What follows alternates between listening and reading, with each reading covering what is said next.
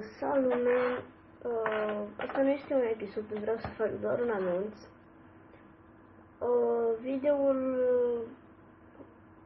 sketch-ul de fapt, o să fie postat în 2 zile. Cam atâta vreau să vă zic, pentru că atât trebuie, pentru că e mult de muncă și e greu. Da. Și acum suntem 121 de abonați. Mulțumesc foarte mult. Și da, cam atât. Eu am fost Raul. Să nu uitați să lăsați un subscribe ca să ajungem la 130. Dacă facem în 2 zile 130, o să fac un video special. Adică și sketch-ul. Da. Pa.